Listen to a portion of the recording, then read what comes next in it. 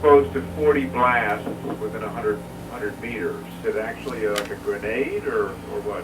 Just a little more powerful than an M80. Okay.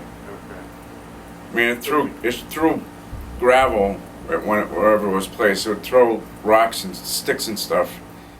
I've been in the United States Army for 20 plus years. The blasts that I've been exposed to, I wouldn't say that I've been exposed to 100. I'd probably been exposed to like a couple dozen. The Tracts program is a VA rehabilitation traumatic brain injury center of excellence. Our participants come back multiple times, hopefully over the course of the next couple decades, to be reevaluated in Tracts.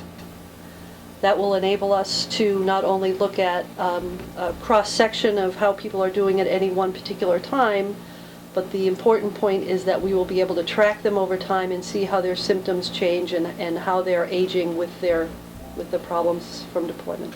I elected to participate in this study because it's a good way to find out what's going on with a soldier's body after years of abuse, years of what certain training does to your body. The focus of the studies that have come out really look at the issue of what happens to the service member's brain when they are exposed to blasts.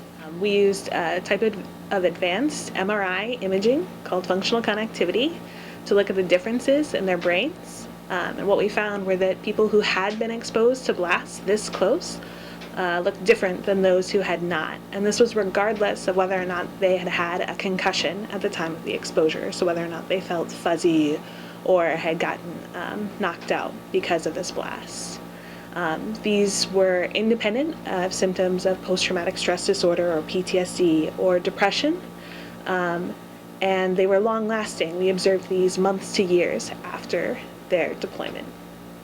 What we've been able to do that no one has really done yet is look at the effects of close blast with a concussion and close blast without a concussion. And the important finding in both of these studies and in the other work is that it doesn't really make a difference. The critical feature is that you're exposed to a close blast. So that's the areas of the brain that were affected by blast exposure were very similar to the areas of the brain that we know and have been shown in other studies that are related to aging. This research, I'm looking for it as not just for myself, but for other guys who are coming through.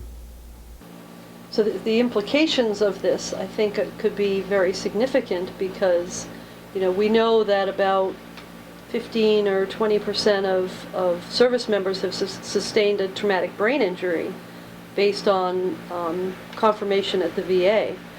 But a lot more service members have been exposed to blasts that didn't necessarily result in a traumatic brain injury. So we could actually have been underestimating the extent of the problem that we're going to be needing to address in the future.